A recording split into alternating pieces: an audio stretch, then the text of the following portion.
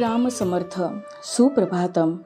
हिंदू जागृती न्यास आणि श्री घंटाळी मंदिर संस्थांच्या प्रभाते मनी या कार्यक्रमात अमृतापाध्येचा सस्नेह नमस्कार.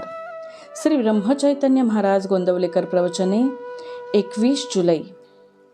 वेदाप्रमाणे नामही अनादी अनंत अपौरुषेय आहे.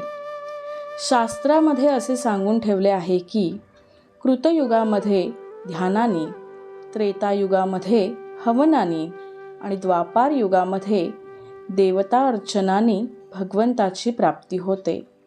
परंतु कलियुगामध्ये त्यापैकी काहीच साध्य होणे शक्य नसल्याने भगवंताचे केवळ नाम घेतले असता मनुष्याला त्याचे दर्शन घडते. शास्त्राच्या या सिद्धांताचा संतांनी स्वतः अनुभव घेतला आणि लोकांना सांगितले की 3.5 कोटी जप केला असता चित्तशुद्धी होते आणि 13 कोटी जप केला असता भगवंताचे दर्शन होते. मला आपण महत्त्व देऊ नका, पण ज्या थोर संतांच्या नावावर मी नामाविषयी सांगतो ते ज्ञानेश्वर महाराज, एकनाथ महाराज, तुकाराम महाराज आणि समर्थ रामदास स्वामी यांच्यासारखे संत कधी वेदबाह्य बोलतील हे शक्यच नाही. वेदांना जे परमात्मा स्वरूप अगोचर आहे ते स्वरूप संत तद्रूपत्वाने जाणतात. सध्याच्या परिस्थितीमध्ये संयमाची बंधने सुटत चालली आहेत, म्हणून संतांनी कळवळून नाम घ्या असे सांगितले. वेद भगवंताचे वर्णन करतात. नाम देखील भगवंताचेच अस्तित्व प्रकट करते. प्रत्येक वेदमंत्राच्या आरंभी हरिओम असते, ते नामच आहे.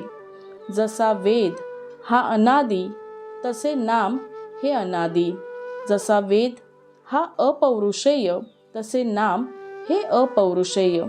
जसा वेद हा अनंत तसे नाम हे अनंत आहे. प्रत्यक्ष शिवानी नाम घेतले म्हणून ते अनादी साधन आहे.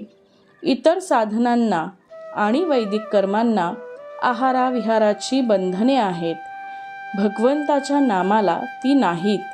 नाम हे आगंतुक नाही.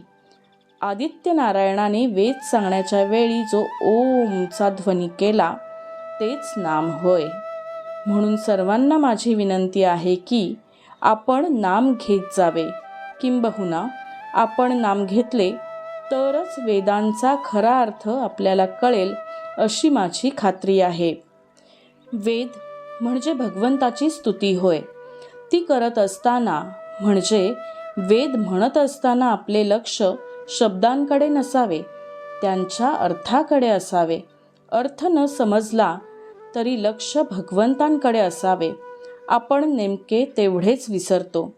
नाम घेणाऱ्या लोकांनी शास्त्राच्या विरुद्ध वर्तन करू नये.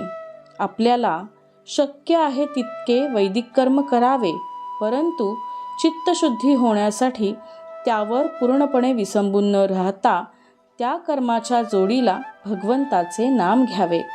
भगवंताला लबाडी खपत नाही. आपले मन स्वच्छ नसेल तर भगवंत हात आखडता घेतो, पण खरी अनन्यता असेल तर पोटभर पुरवतो. इतक्या तन्मयतेने नाम घ्या की मी नाम घेतो आहे हे सुद्धा विसरून जा. बोधवचन. इतर साधनांनी लवकर साधल्यासारखे वाटेल, पण ते तात्पुरते असते. नामाने थोडा उशीर लागेल, पण जे साधेल ते कायमचे साधेल, कारण नामाने मुळापासून सुधारणा होते. आजचा हिंदू कर्तव्य दिनविशेष 21 जुलै, गुरुपौर्णिमा, व्यास पौर्णिमा. हिंदू, बौद्ध आणि जैनांमध्ये या दिवसाला विशेष महत्त्व आहे. व्यासांना वंदन करण्याचा हा दिवस. भारतात प्राचीन काळापासून गुरुशिष्य परंपरा चालू आहे. सद्गुण संपादनासाठी दत्तगुरूंनी 24 गुरु केले होते. शिष्यत्वामध्ये एक कृतज्ञता भाव आहे. हा दिवस गुरुपूजन व गुरुदक्षिणा समर्पणाचा आहे. भारतीय संस्कृतीचा हा वैशिष्ट्यपूर्ण दिवस अनमोल ठेवा आहे. घंटाळी मंदिरामध्ये सकाळी 8 पासून रात्री 9 वाजेपर्यंत व्यास प्रतिमेचे पूजन करण्यात येते. मंडळी, रामरायाचे आणि श्री घंटाळी देवीचे शुभाशीर्वाद तुमच्या सर्व कुटुंबावर अक्षुण्य राहोत ही प्रार्थना. जानकी जीवन स्मरण. जय जय राम.